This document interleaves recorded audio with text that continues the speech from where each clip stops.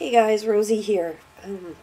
Pardon me if I kind of go and my voice sounds weird, but I'm getting over just kind of a cold. Okay, I'm just going to start in. The topic is trans people in the media. How do you feel about the way the media and entertainment industries portray trans people? I'd say that that is a really, really widely varying issue. So it's hard to say. I'd say that, sorry.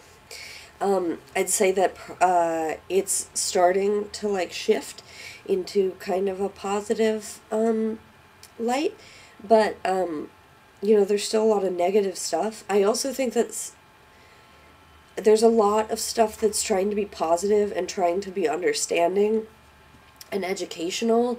A lot of feature films and documentaries, but they tend to be showing this really traumatic life, this really, horrible situation, when in fact, trans people are everyday people, and they're going through this psychological shift, which can be hard, and sometimes it is very traumatic, but it's increasingly understood, and increasingly there are a lot of trans people who kind of live their lives and they successfully go through transition, and they're accepted, and they're not disowned by their family, they're not killed, they're not raped.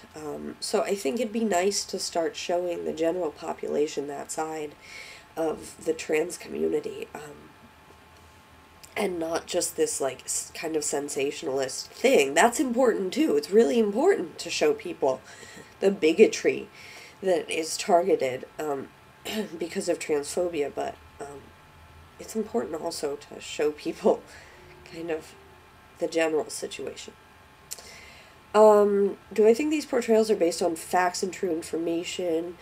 I think that a lot of portrayals, first of all, you should understand that I'm not saying there aren't really bad portrayals, but I think it's shifting towards the positive. And do I think that actually a lot of them are based on fact, and I think that increasingly it's a lot of trans people who are speaking up and talking about their experiences. Sometimes, I Googled transgendered and trans and transgenderism and stuff like that. And I mean, there was a lot of kind of hokey stuff that was based on like cliched ideas, but there was a lot of just really kind of frank like stuff. And also the APA website came up, and I was really prepared to be like, so wrong, so, not understanding, but it was actually really accurate and very sensitive, and very kind of informational. So, I mean, that's a good thing. Okay.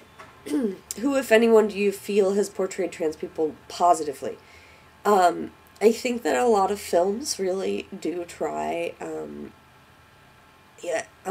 know that Trans America is a very controversial film in the trans community, but I think that it did really try to show kind of a psychological side of transition, and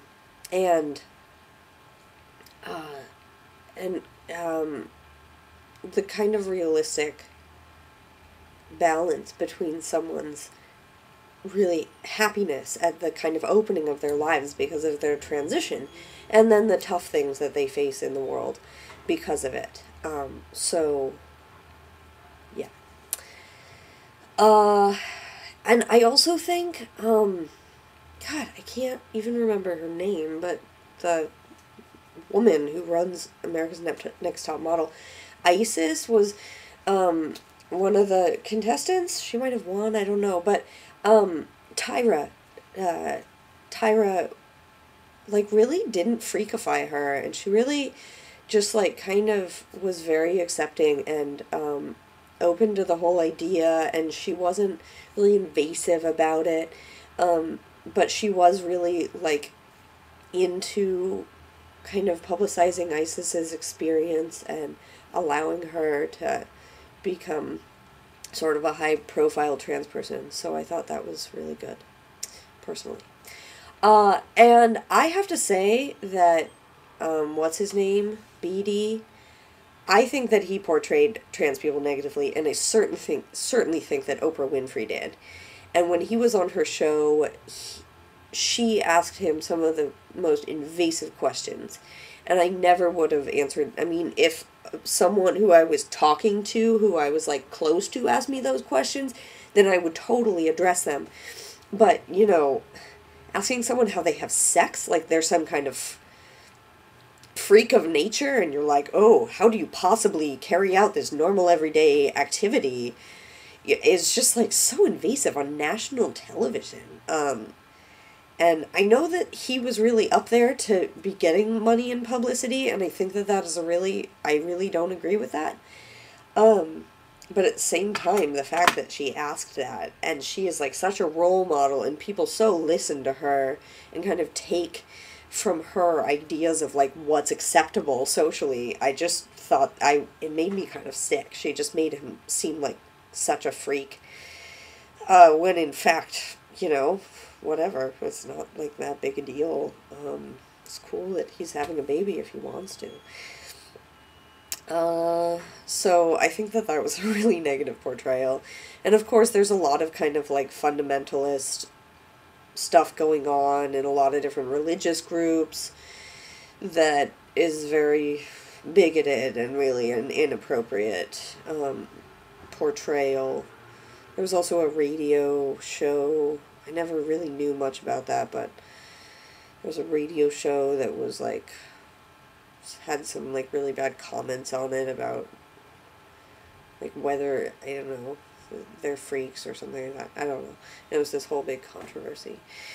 Since TV shows, news specials, documentaries, internet sites have recently begun including, exploring more trans issues, kind of things would you like to see addressed in these media? Well, I mean, I already kind of said, like, I'd really like to see some, like, everyday trans life, like, the personal psychological journey of transition, and, you know, maybe partners of trans, say a female partner of a trans man struggling with being seen as straight instead of lesbian, and just these like everyday things. It's not like other people targeting them, because there are a lot of people who are very accepting, and it's important to see that people who aren't accepting, but it's also important to see that, you know, trans people are just people like anyone else, and they don't live these hellish lives for the most part, and they're, you know, just kind of navigating the